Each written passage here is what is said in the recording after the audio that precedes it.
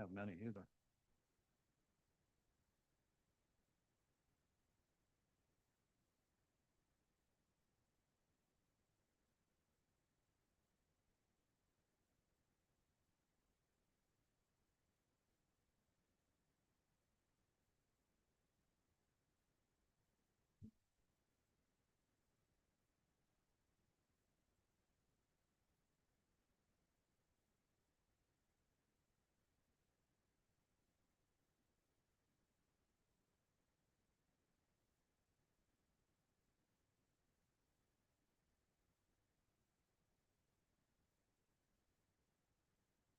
Good morning, everyone. Welcome to the October 16th, 2025 Board of Commissioners Accounts Payable Committee.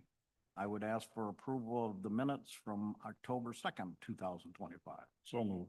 Support. Motion by Commissioner Martis, supported by Administrator Murphy. Are there any additions or corrections? Hearing none, all those in favor signify by saying yes. Yes. Yeah. Opposed, no. Motion carried. Minutes are approved. We'll go through the accounts payable vouchers for the last 2 weeks. The first one we'll start out is with October 7th. I have a question on page 1, WLEN. What is the FGP campaign? That is the foster grandparent program. Okay. All I was wondering. Page 2, again, your abbreviations are sometimes inscrutable. But I'm getting better. Of course, these 3 prestige title closings. Walk me through those. These are for the navigation easements for the airport. Oh, got it. Now I get it. Should have figured that out. Yep. Makes sense. And then on page 4, I think.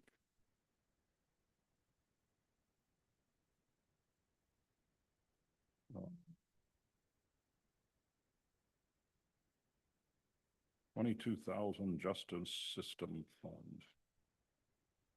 $22,000. Yes, this is based on the fees that we collect for tickets and stuff through district court. A portion of that has to go back to the state of Michigan, and they have specific portions as to what they are applied to at the state of Michigan. This is a big program that courts need to use. Okay, that's all I had. Thank you. Few questions, Paul. On page 3, the Thomas Reuters thing, the library plan, we have to get a plan for each one of those libraries. They have to have their own, not one centralized license.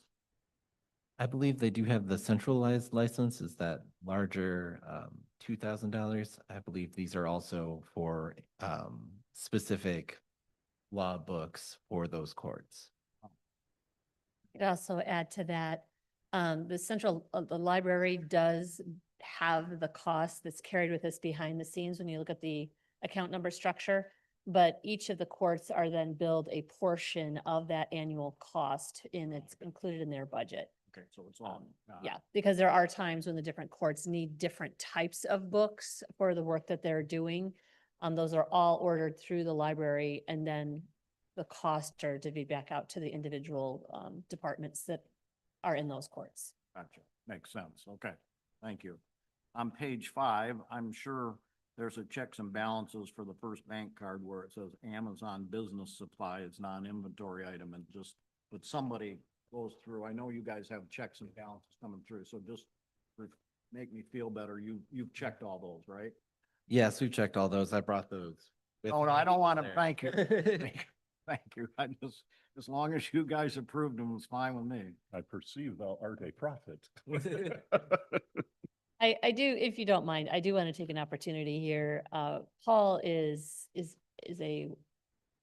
he's very detailed when it comes to the invoices that he's reviewing, and in particular, the credit cards.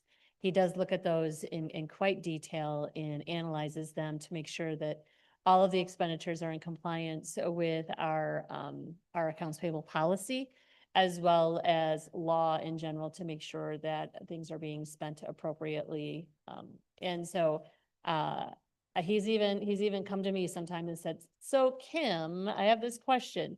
So he's very good at pushing back on the departments and getting that. So I have full faith that when these come forward, Paul has completely vetted them. And you may realize that also when you're looking at your expense vouchers that come through. Right. Sometimes Paul pushes back a little bit and says, hey, what is this? So he does that with all of them. He's very good at what he's doing.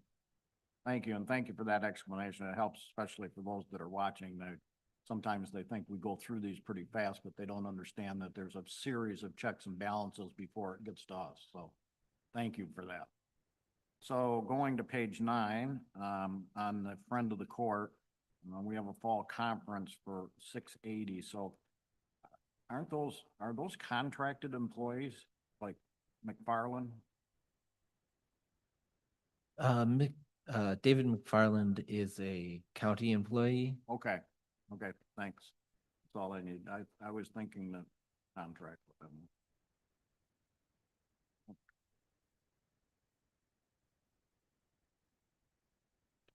Okay, and that's all I had for that particular one. So now we will move on to the run from 10-15-25. Well, yeah, I guess I actually had two. They're both on the first page.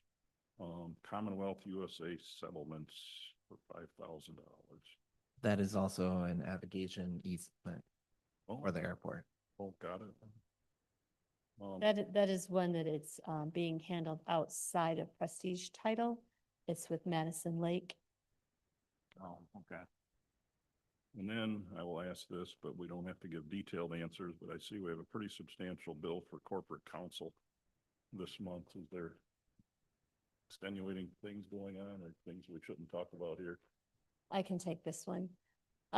We do have a couple matters, that are originating, one out of the prosecutor's office and one out of the jail, which required some additional, guidance by Corporation Counsel. I don't expect that the matter that was in the jail that we had some questions on how to handle, I think that that is resolving itself.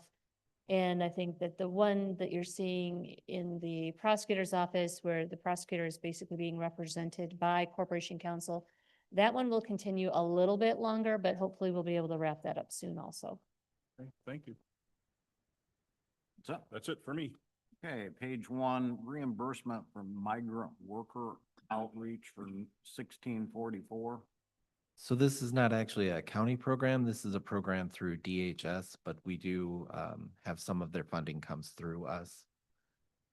But this was just yes, it's a pass through for DHS. I believe the program is providing clothes and Okay. things of that nature.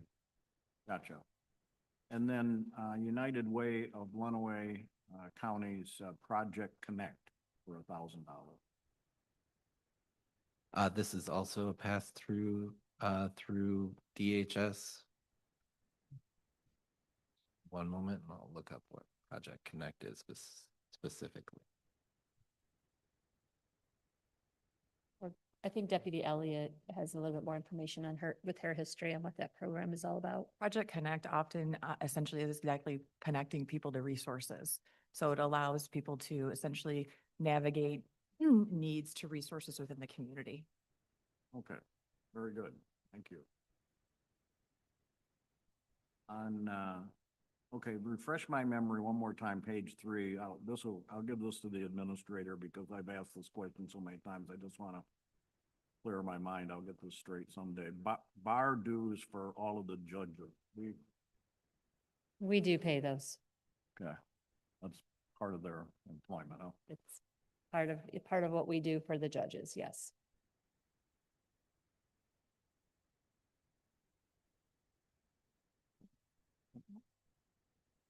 On page 8, Marshall Stanley, weekend DOS. That is the drop-off site. Mr. Stanley or Mr. Marshall opens up the recycling and closes it on the weekends and gets compensation for that. Okay. That is a position there was an RFP that went out. Mr. Marshall is the one that received the low bid on that. It's a contracted service through solid waste and paid for through those funds, not general fund. Okay.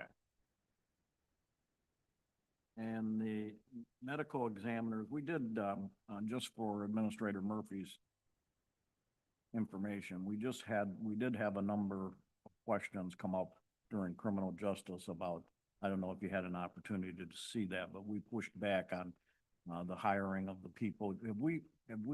I know they were talking about increasing our rent. That hasn't gone through, has it? What do you mean by hasn't gone through? Are we paying it the additional charge? Right now, that is the intent that we will pay that additional charge.